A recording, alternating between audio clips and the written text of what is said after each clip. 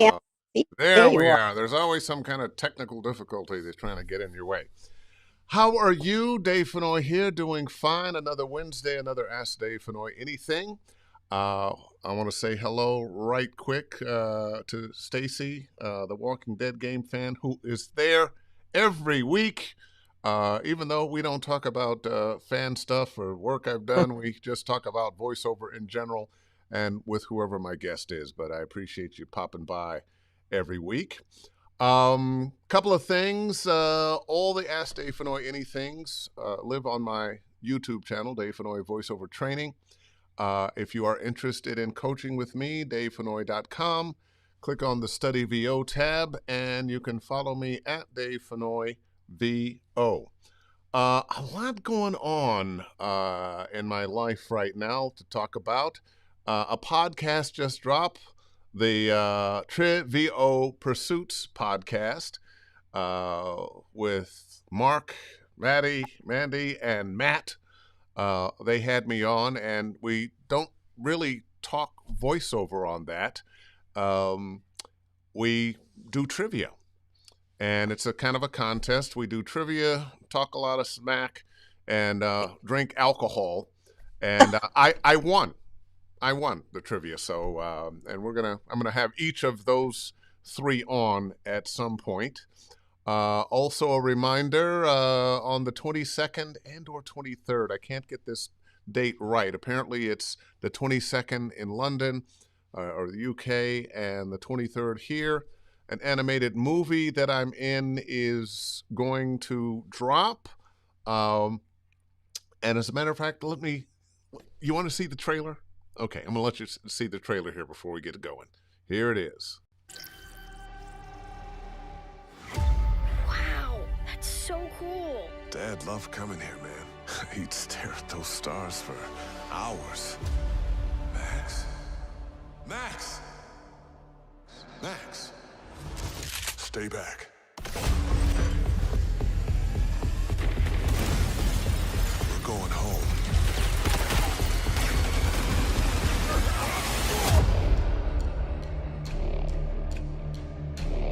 Things like the air we breathe, our rights and our freedoms. These could be taken from us in the blink of an eye. Sergeant Luna, this is your new commanding officer. I love it. Merry Christmas, Max. What if we could jump into alternate realities in a multiverse of infinite possibilities? Leon, you have to get out of here. What? We need the kid alive.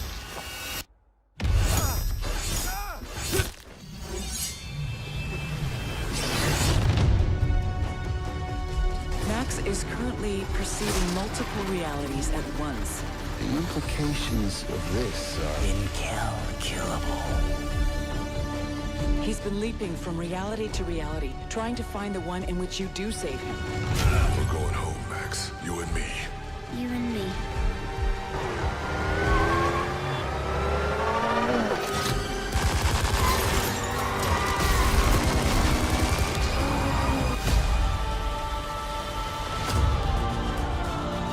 Take us to the boy. No one will ever hurt you. The next time he riffs, he will die. You're going to be brothers. What are you looking for? What's the variable? Where did they take my brother? Leon, run!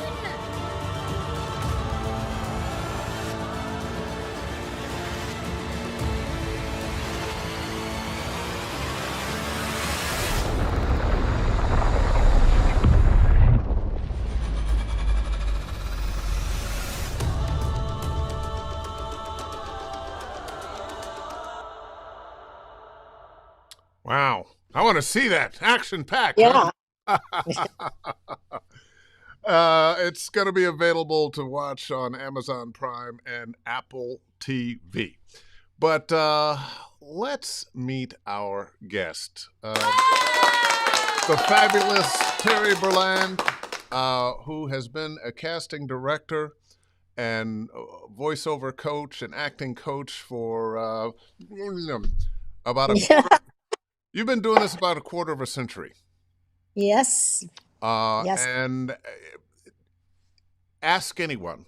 Terry is one of the most respected casting directors and coaches. And thank you so much for Oh, agreeing once again to join me on Ask Dave Fennoy Anything.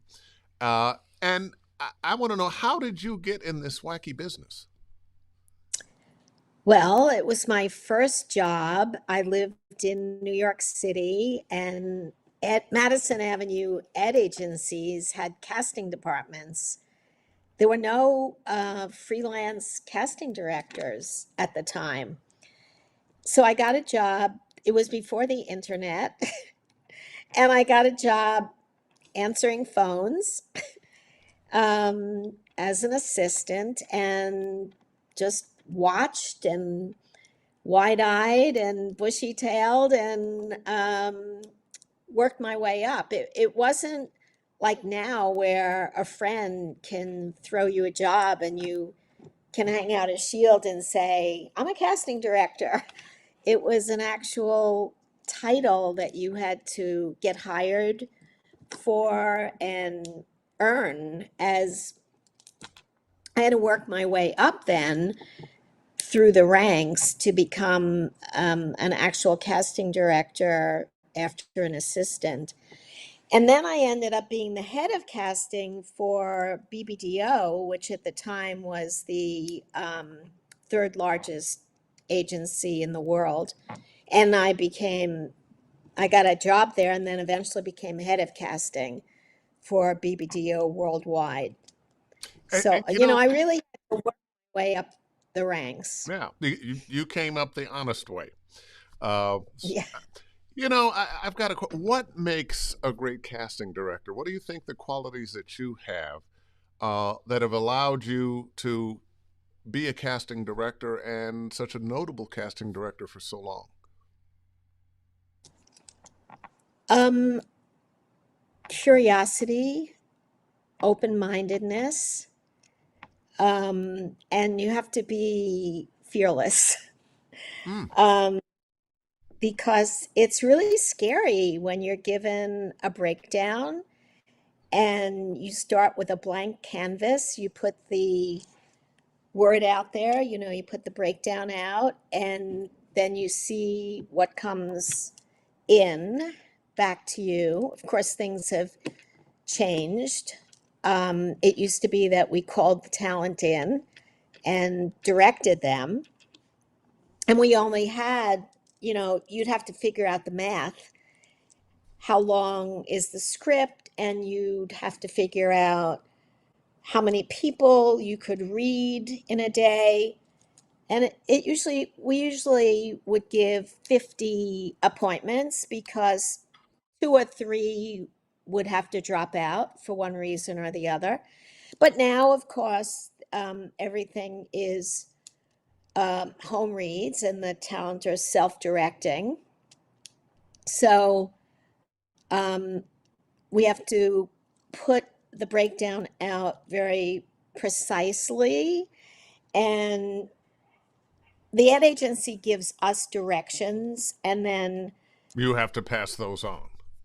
yeah, but we have to change them because how they talk to us, they're not explaining it right. We won't get what we need from you. So the having history under our belt as to how to explain it and describe it to the actors, to kind of foresee how they're going to interpret it. So we So get back. let me get this straight. So the people who want you to find the actors for the TV shows, the commercials, whatever it is, the video games, the anime, whatever it is you're casting, they have a particular language that you have to translate into something that we, the actors, understand. What kind of language do they use?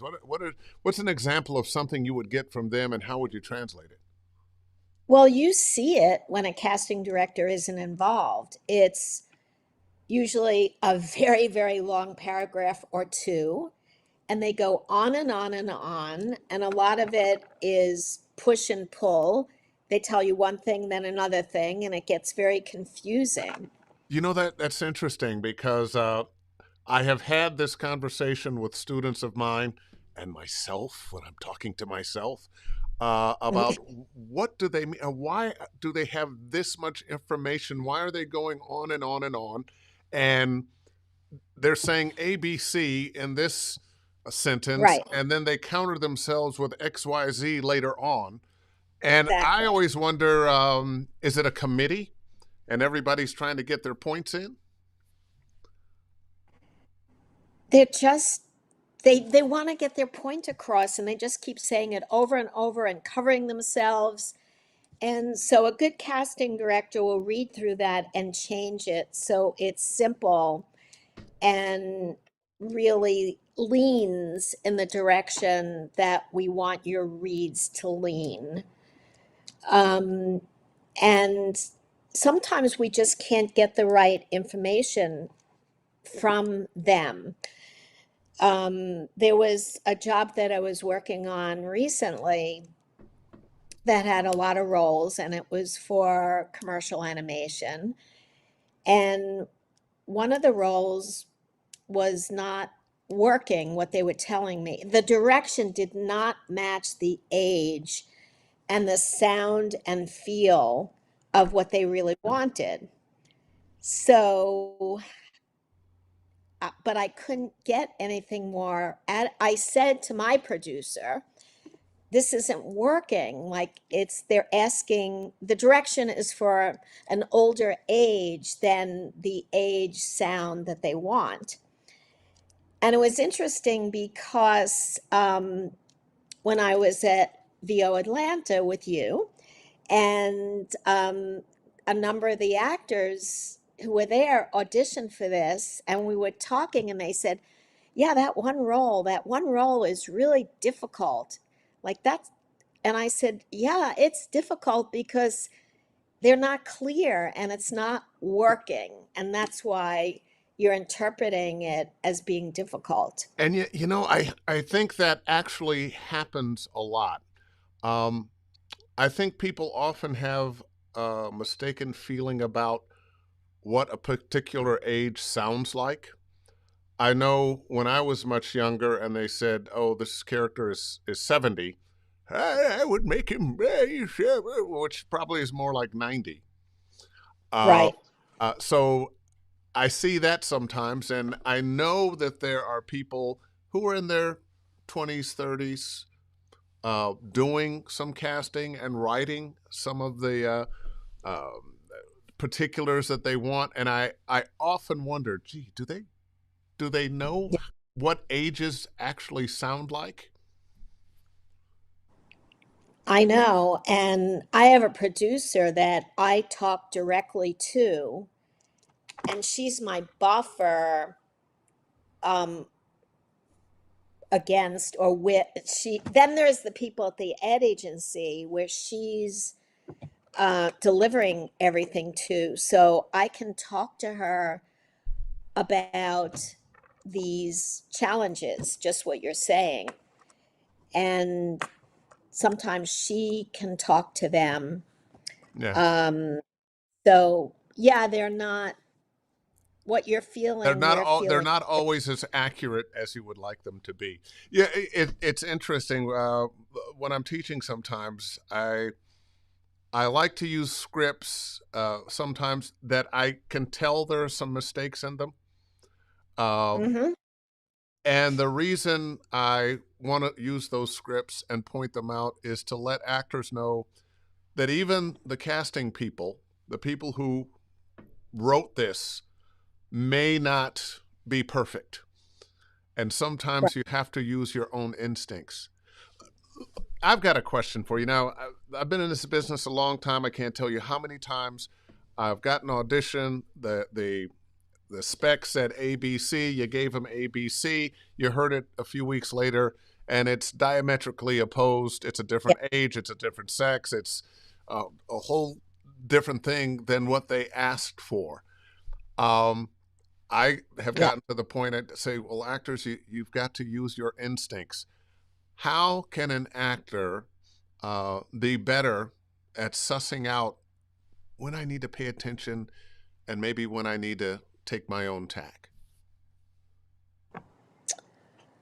Well, you have to come close to what they want. Um, if your age is different, and what could drive an actor crazy also is when it says a voice that's different, a voice that's unique. And don't pay attention to those things, because your voice is your voice. And don't try to make your voice any different than it is or more unique than it is. And then just, if it's strong, knowledgeable, and friendly, you have to know which way to lean. So if you lean too hard on the strong and knowledgeable and don't add the friendly, you'll be off target. Yeah. So, you have to like get to know those key words and then really know which way to lean. But the thing is that things have changed, and my clients always came to me for the more real sounds. Even when I do animation, I once had a gig at Nickelodeon where I had to actually discover a new language in voice, and that was actually a lot of fun. How do But you other than, discover a new language? Is this like The Sims or something? well, what happened if a character had a little like growl to them? So I would say that growl, I would notice that growl is interesting, like develop the character more using that growl, things like that. Uh, but other than that, my clients come to me for the more real sound. And just, it's interesting what you said earlier, because the auditions are different. They are more real, and then they get you into the studio, and maybe one person is talking to you, but four people are talking to that person who's directing you, and they have you go this way, that way, back around. I And by the have time, been in many of those sessions, and the ones that I hate the most, especially on commercials, are where they sent the junior partners or the junior directors, and you do your read. They get the one they like. Hang around while we cut this in with the music and so forth. And then they got to yeah, find the guy on the golf course that couldn't be bothered to come in. And of course, he can't just, or she can't just say, oh, yeah, that's perfect. Go for it. They got to say something different. They got to add their own 2 cents. And so many times I've been saved by an engineer, the recording engineer, who you're at take 15, 20, goes, you know what, go back and listen to take 3. And they're like, oh, yeah, he had it then. yeah. So looking, Well, go ahead. I have clients sometimes who are all over the place, and they're not on the golf course, and they're in Europe or another state. And they do have to, we'll add a bumper to the end of the session of about an hour. And because after you've finished everything, it has to go, your recordings, it has to then pass by them right then and there.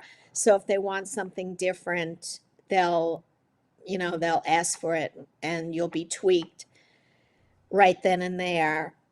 Um, I mean, you actor, voiceover artist, you're just so valuable, and you have to know that.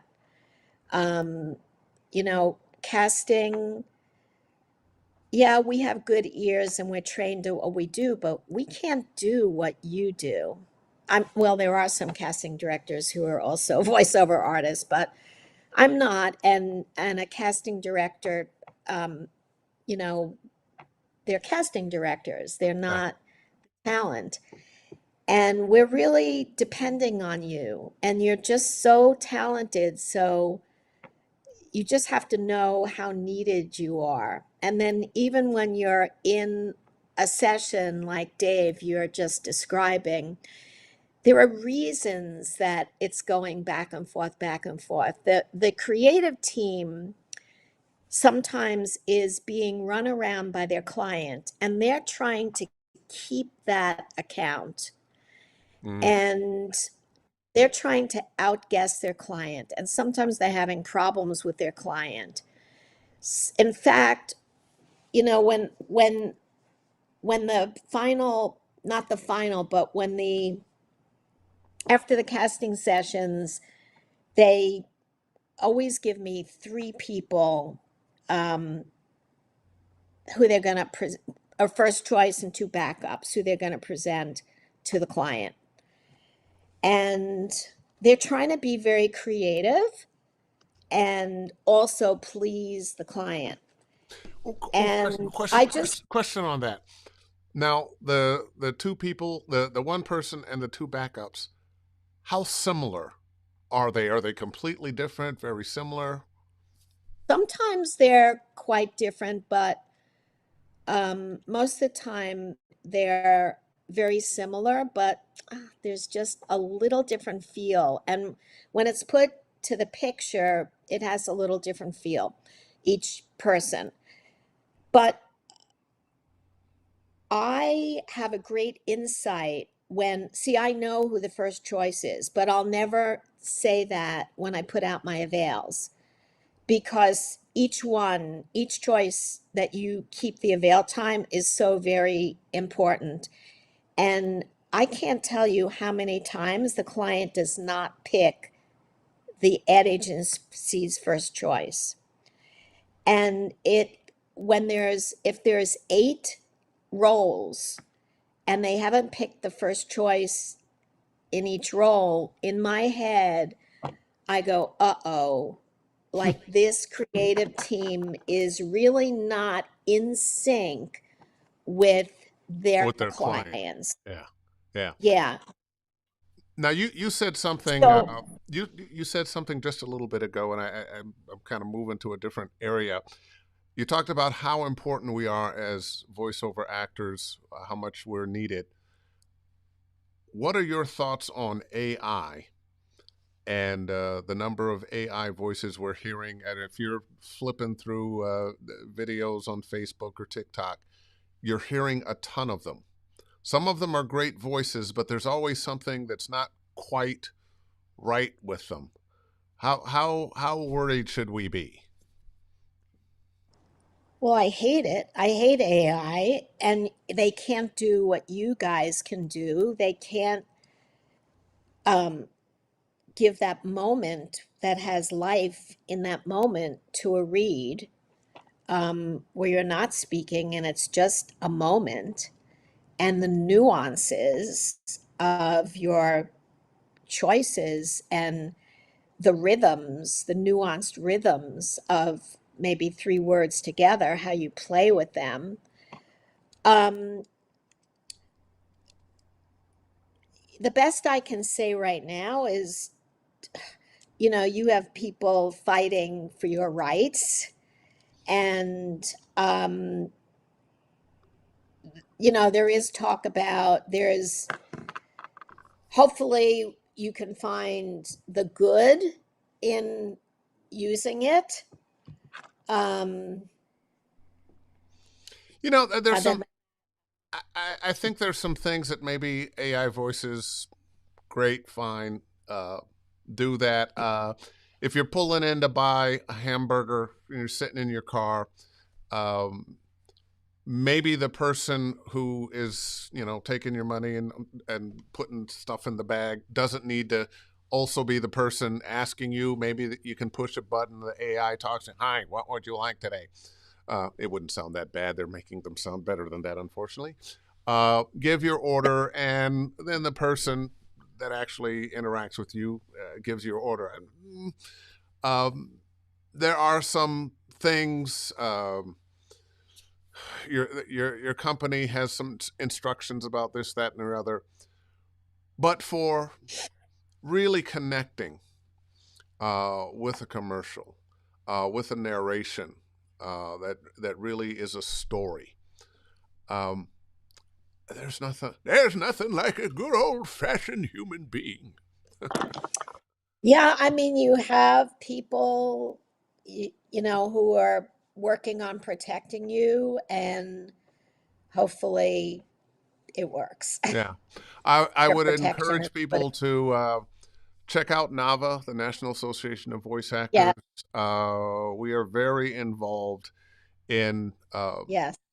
getting legislation that will protect us because the moneyed interests, the ones who are uh, doing the hiring, would love nothing better than not have to pay you.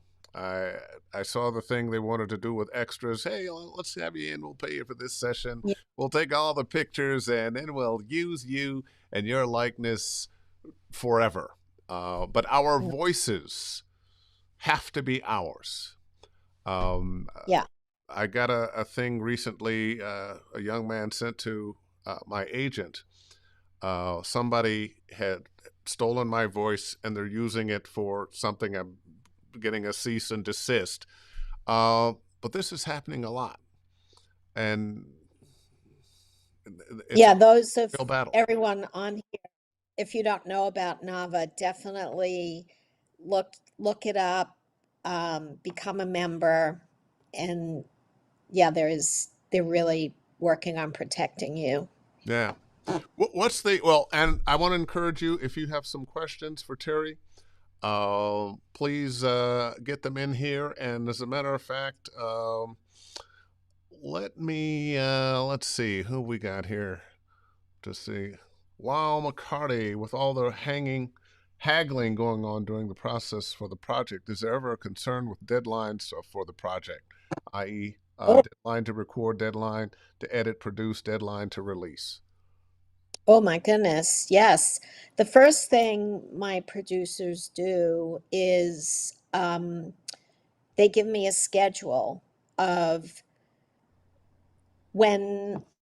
when it's going to be, when the ad agency is going to approve the specs and the breakdown, when it's going to be given to casting, how many days we have to cast it, when it's going to be presented to the client, and of course, you know, when it's going to be the anticipated shoot date. So, and a lot of times, you know, they were supposed to give me the breakdown to put out in the morning, which gives me a whole day because it takes me a couple of hours, by the way, to prepare this Oh and boy. get the scripts.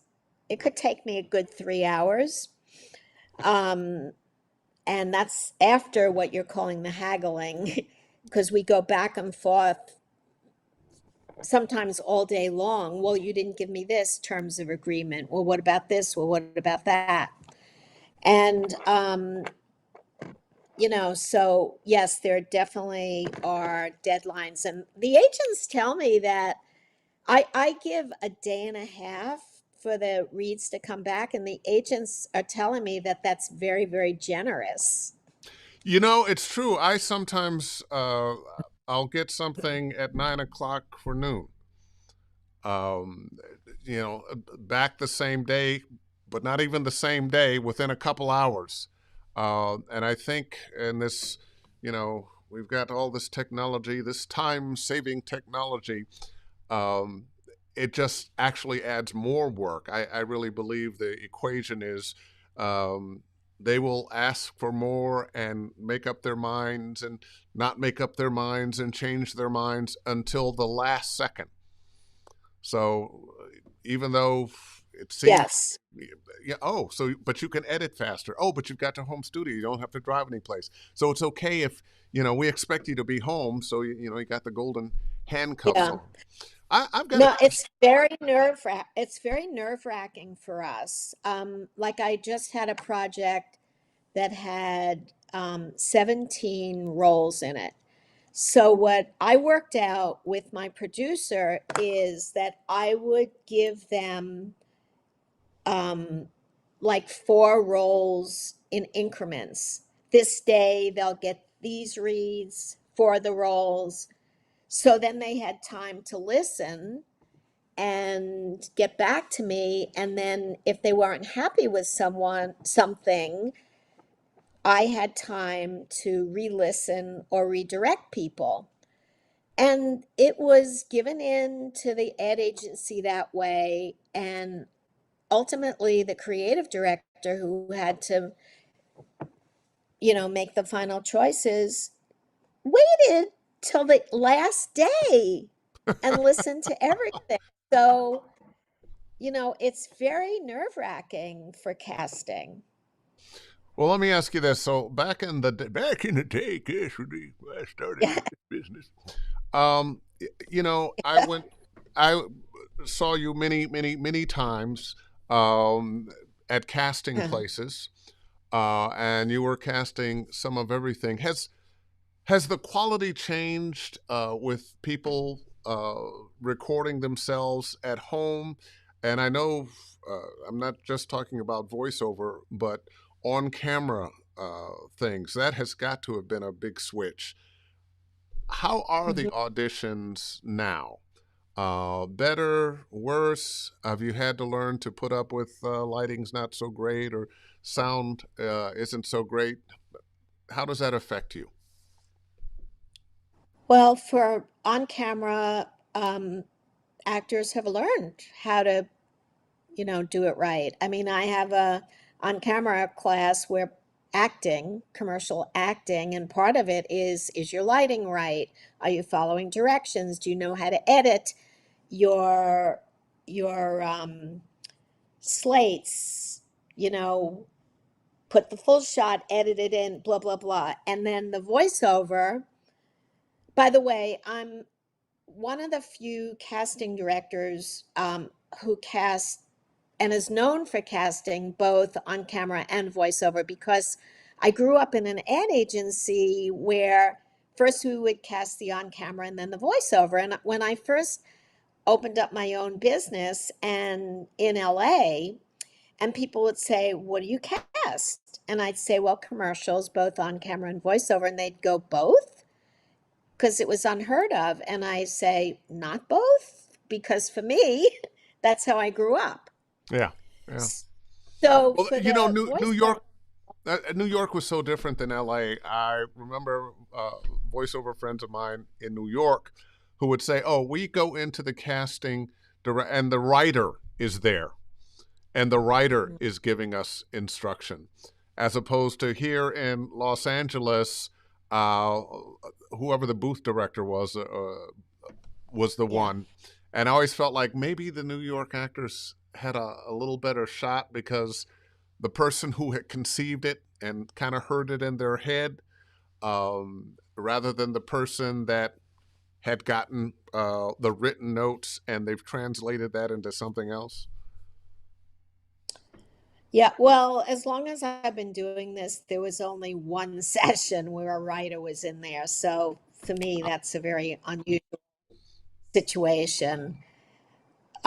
But definitely, so voiceover people, you know, there's tons of people who submit very, very good auditions. And it's sad situation because there are other people where they just need a little direction, a little tweak, um, lean a little friendlier. And there's not that opportunity. And you voice over everyone who's watching, you're up against more competition now because it used to be 50 people and now it's a couple of hundred people that you're up against. Yeah, And then they used to accept 45, 50 people, and now they don't want to listen to that many. Oh, So, it's very, you you know know, what? I don't envy you casting people who have to listen to that same script over and over and over and over again. One of the yeah, things I learned is you guys don't listen to the whole thing. if it if it's not getting you in you the first few seconds, bye bye. yeah, exactly. But I have to step away from it, and hopefully I have enough time. And then when I'm whittling it down and just say I have 60 people and I need 30 people, hopefully I have the time to step away from it for a couple of hours and then go back because it sounds different. You're listening to it in a different way. Yeah, I And got some questions here from the. With all the haggling going on during the process for the project, is there a concern with deadlines for the project? oh, Oh, we we did. just That's we answered. just yeah. And I scroll down, Dave. Don't. I I was going. Wow, you don't this get it seems twice. so familiar. You don't get All right, Carolina C. Terry, for the newbies who don't have agents, what would be the best way to find out about auditions and submit for them? Do you think pay-to-play platforms is the way to get to auditions? well, none of us like pay to play. If you're 100% new and you're doing it, um, I would say look at the pay to play, look at fair, you know, fair payments, and it's good practice. Don't undersell yourself, and you can certainly use it to get the practice and hopefully book some things there, and then you want to move away from that. But don't undersell yourself, that's for sure. Sadly, especially voices.com, they are the devil. Uh, but the pay to play sites are just a reality in our business now. Um, but we still have agents, we still have a union, and we also have NAVA now. DF Raisin question. Hi, Dave. Hi, Terry. Some people have a knack for acting and are just natural at it. Is that also a thing with casting, or is this primarily education, training, and experience that gets you the job as casting director? Mm. Uh, you have to, oh, wow. A lot of people who were casting were once actors, so they have a sensitivity to the acting. Otherwise, the way to do it is to be an assistant, and you just, start seeing what works, what doesn't work. It's amazing, but if you have an opportunity to be an assistant in a casting office, you learn so much by watching if it's on camera, by watching all the auditions or certainly listening. So, you learn, I'd say, being on jobs, really. And I think part of that is sometimes understanding what is a mediocre performance and what is a really great performance. And often I know when I'm in a class and I've got, 10 or 12 people, there'll be somebody um, who does what they think is a really good performance. But I know it's only mediocre. And then there'll be somebody else in that class that really comes and delivers it. Yeah, And you go, oh, that's what it is. And I try to yeah. get my students to understand, well, what's the difference between that mediocre performance and this really fine performance? And how can the person whose performance was mediocre, what do they need to learn to do to I'll, lift that performance? I'll tell you commercially, but before I tell you, I want to say to everyone that I've seen Dave teach his video game workshops, his game workshops. And in fact, I'm really excited because we have one coming up May 4th and Yeah, we 5th. And do. We do. Hold on. yeah, Let me let me find that. Oh, there we go. There we go. Yeah. And I've seen I've heard people where they think it's a really good performance. And Dave, the way that you work with people, you get them there. It isn't a really good performance, and you get them to a really good performance because you get, it's from the gut. It's honest from the gut. It has depth. Um, and you get them there. It's really an acting class. It is, absolutely. So, yeah. Now for commercials, um, what I find the buzzword a number of years ago, which I really know that I was part of that movement.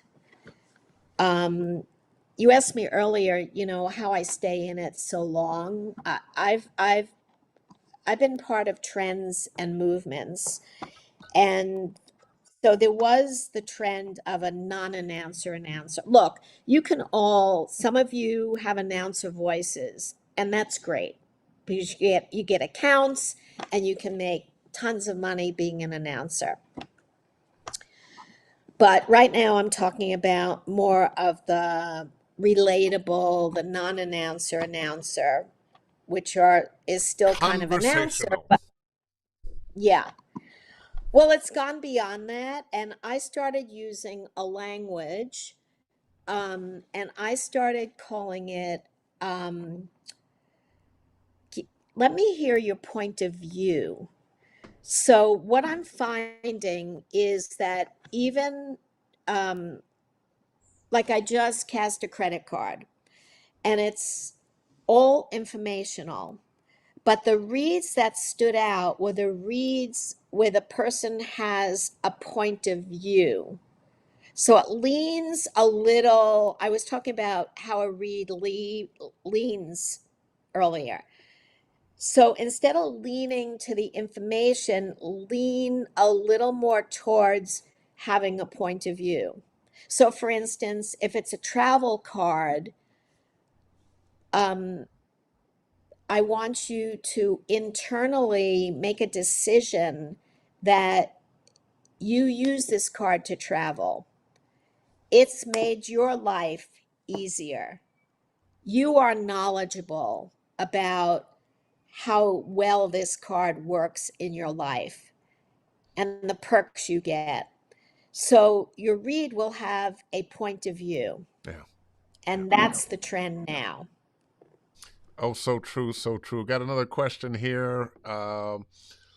Mommy to Mogul, for a typical casting project, how many auditions do you request, and do you listen to all of the submissions, or do you stop once you hear a few voices that you think are right for the project? I listen to all of them. I've been on a panel recently with other theatrical casting directors. I was the only commercial casting director. Um, I'm a member of the CSA, very proud member of the CSA, which is Casting Society of America. And so I'm included on a lot of panels with theatrical casting directors. And um, ev- I say, and every single person, every single casting director on that panel said, I listen to all of them because I'm curious and I'm digging for that gem. And even though I have people put aside that I think are very good, I'm still giving the other people a chance. Also, a veteran casting director like myself, um, I don't want to have the final say. I look at myself as being, um, I'm like bridging you with the job. So I want you to have I want a lot of actors to have the opportunity to be presented to the people who have the final say.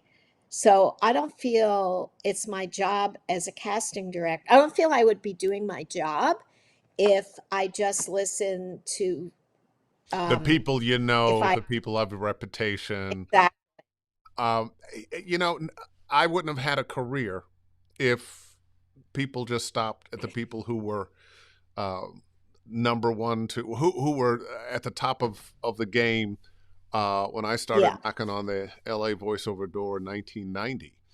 Um, and I truly believe, and I see it happen all the time, that the industry is always looking for new people. When I'm talking to my students about casting, well, one, I'll say your auditions have to be marvelous, but just because it is doesn't mean you're going to get the part. Maybe right. I auditioned with the same part, and they said, "Oh wow, Dave Fennoy, we know he'll deliver. Let's get Dave Fennoy."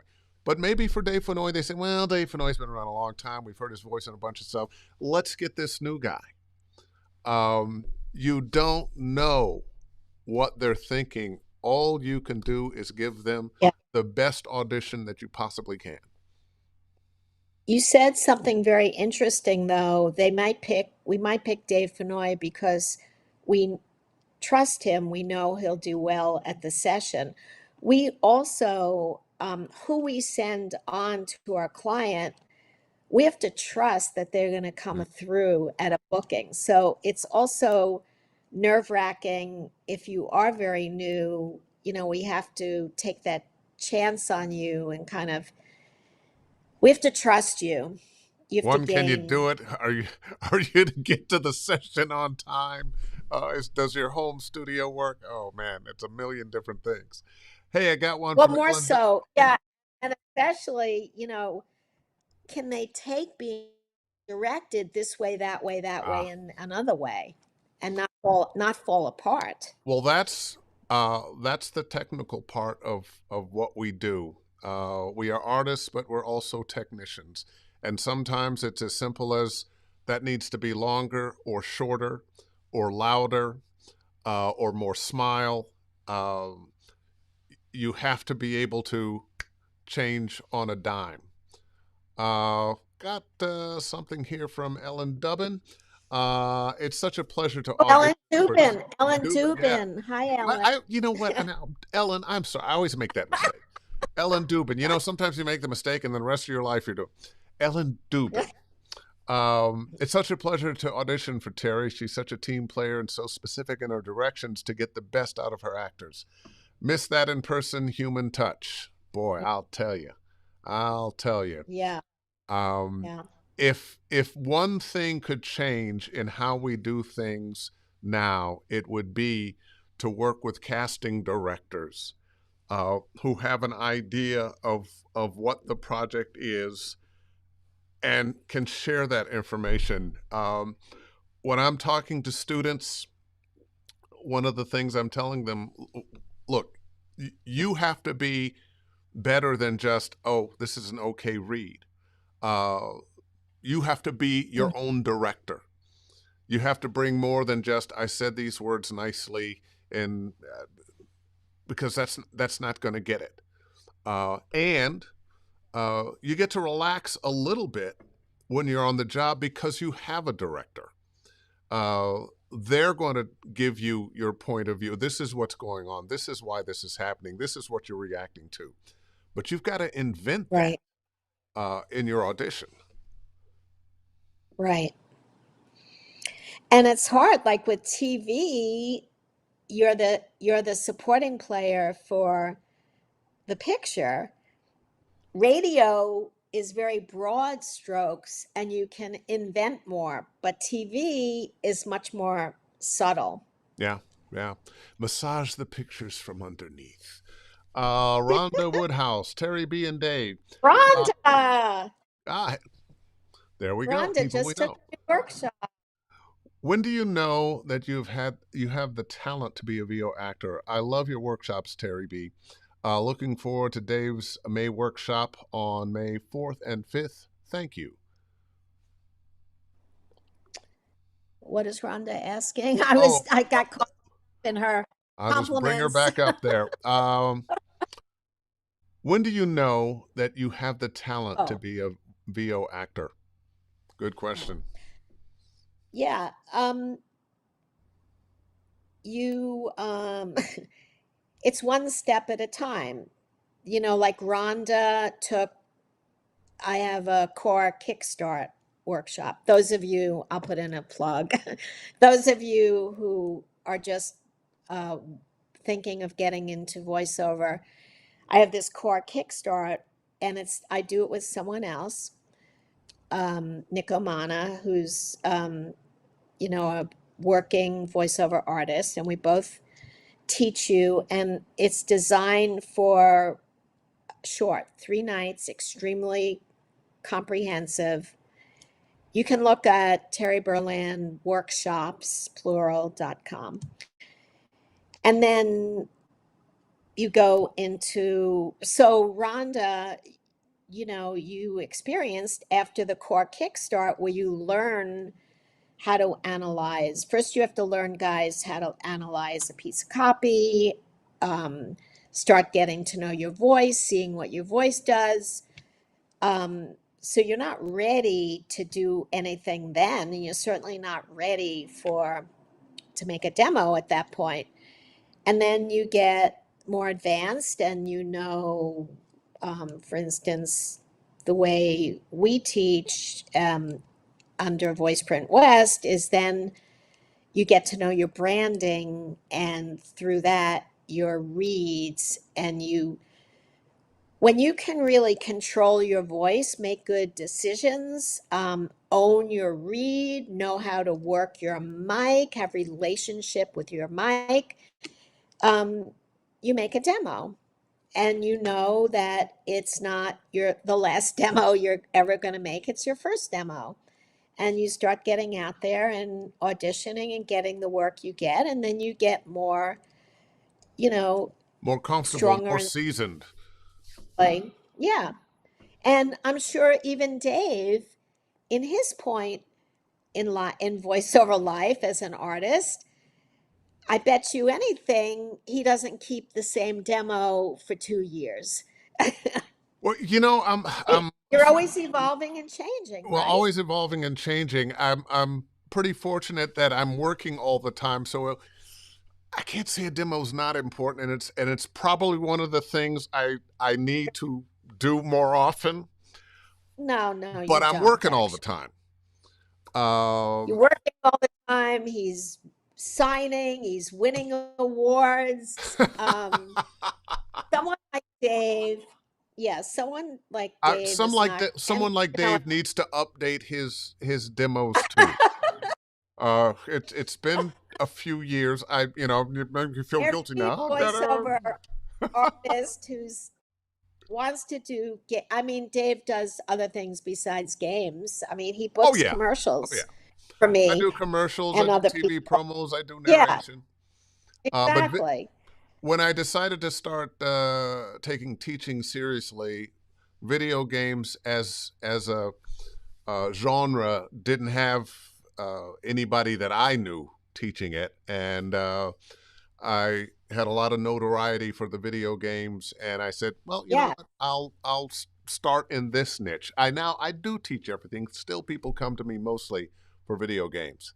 Hey, we got one from Emma O'Neill Hart. Dave, same for me. When I was new, I was the oddball, but it's the folks who took a chance on me. We know Emma. Oh, We know of Emma course we O'Neill. know Emma.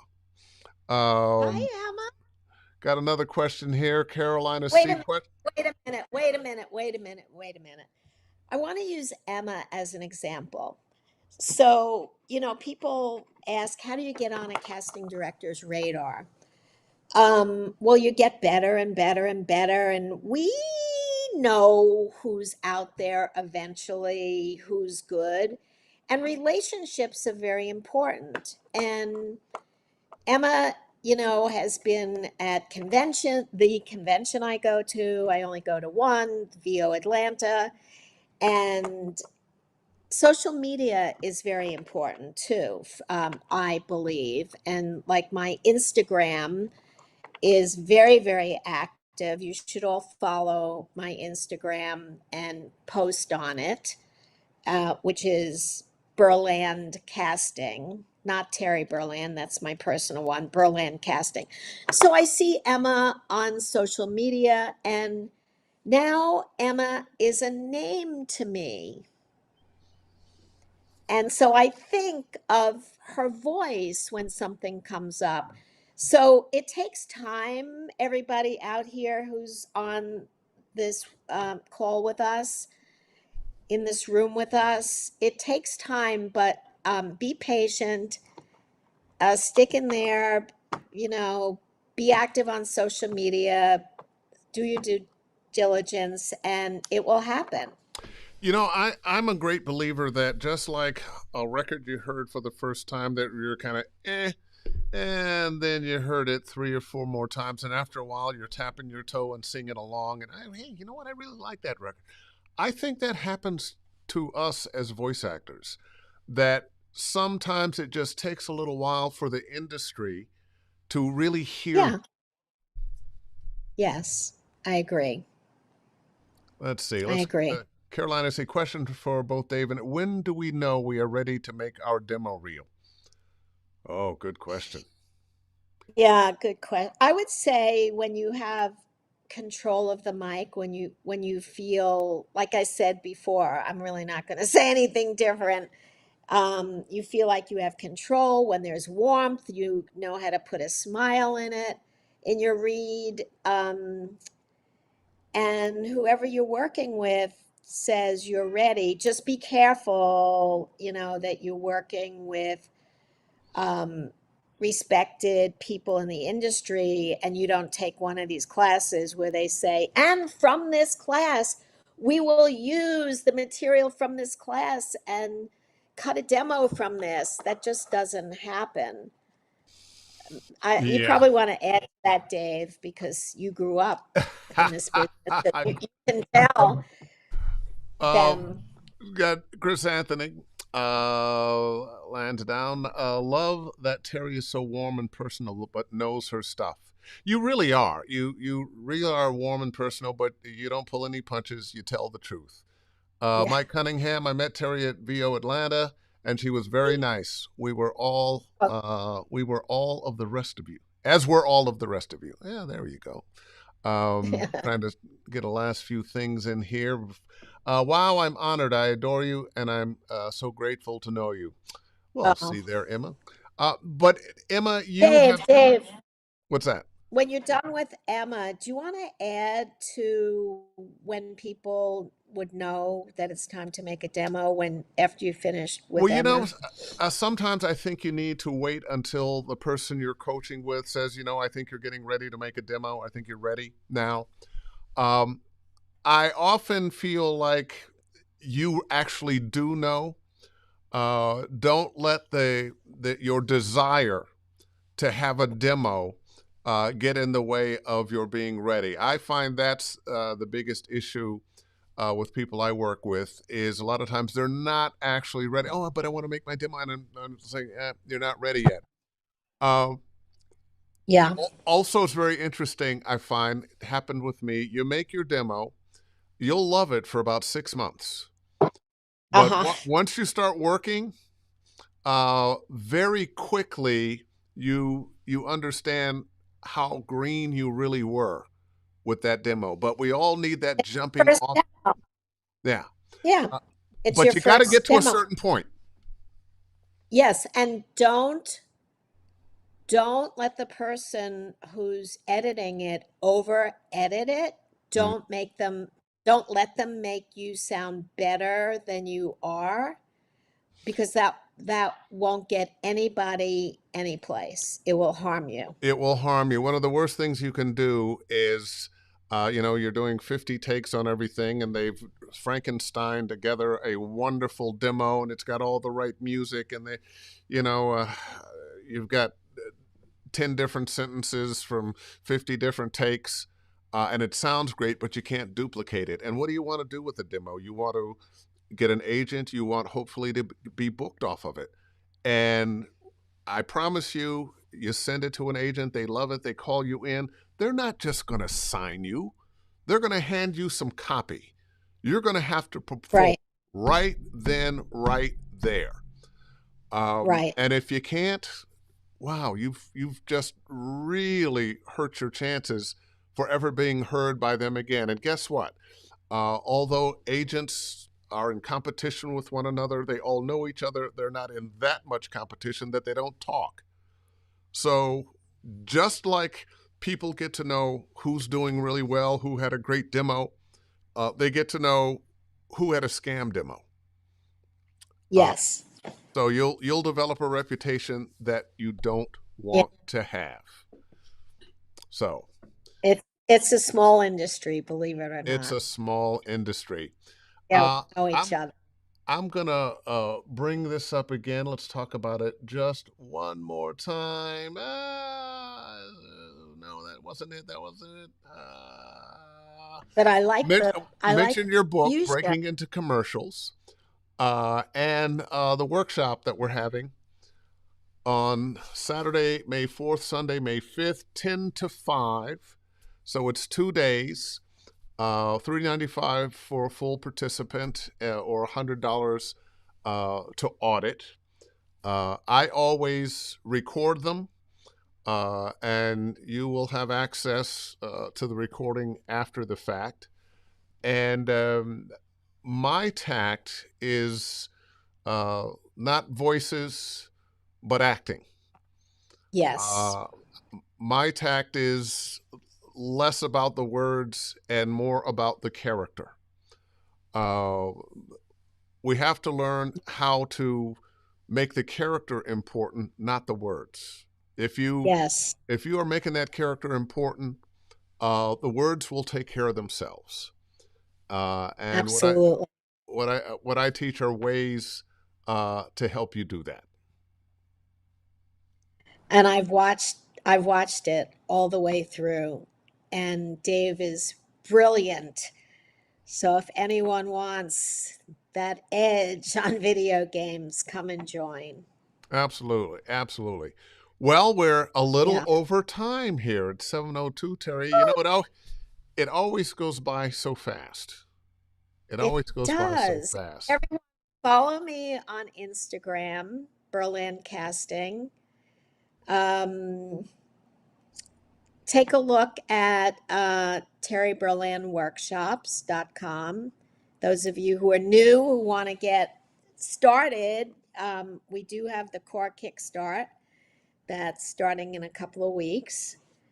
And If you just go to Terry Berland's Terry Berland Casting, Terry Berland Workshops, sorry, it's terryberlandworkshops.com, you will see a number of workshops that you will find very valuable, including this one on May 4th and 5th. yeah, If there are people who are signed up already, so it's starting. It's good, starting to fill. good, good, Hmm. good. Yeah, Wait a minute, wait a minute. Buddy of mine popping up I here. produce this because Thompson I Howell. believe I believe in Dave and his work, and I love bringing talented teachers and information, to voiceover artists. Well, I have learned to love teaching. My mother was a school teacher. She always said, "Oh, all this artsy fartsy stuff you're doing, son, you should get your teacher's degree." And, Mom, I'm not going to be a school teacher. But now I absolutely love it, and there's nothing like um, someone finally getting it and Yes. realizing, because Yeah. you think it's simple, but once you have the key, I'm not going to say it's simple. Uh, but you will find your way to open the door to character work. And ultimately, it's Well, all character work. yeah, and the thing is, it's not just you're not just talking, you're working with Dave is working with you hands on, and he's bringing you through finding that character. It's really thrilling. Oh, thank you. It Well, is. we're going to call it a night. All Um, right. Did go and fast. Terry, it has been my pleasure. I have known you since I came to Los Angeles. You have been a fixture in the casting world and the teaching world, uh, voiceover, but also on camera. Um, and I'm just glad to have you as a friend, and to still you're still here and I'm still here too. I feel the same way having you as a friend Oh, fantastic! and a trusted artist. Thank you. Yep. You honor me. You honor me. Mhm. All right. Well, we're going to call it a night. Thank I want to. you. You are welcome, Terry Berland, everybody. One of the finest casting directors in the country. Um, I do encourage you to go to Terry Berland Casting, um, and you can find this workshop there, as well Terry as Berland. workshops. Terry Berland Yeah, workshops. Terry Berland workshops. Terry Berland workshops. Terry Berland workshops. Terry Berland workshops. Everybody say it with me now. Terry Berland workshops. Of course, I want you to take mine, but you're going to find some great workshops there other than mine as well. All right, going to You're call the it only gaming one. You're the the only only gaming one. There you go. Yep. Gonna call it a night. All the Ask Dave Fennoy Anythings live on my YouTube channel, Dave Fennoy Voiceover Training. This one will be there, in about 5 minutes. If you're interested in private coaching with me, davefennoy.com, you can click on the Study VO tab and book yourself. Follow me at Dave Fennoy VO. And I look forward to seeing some of you in that class on May 4th and 5th. And in the meantime and in between time, book something.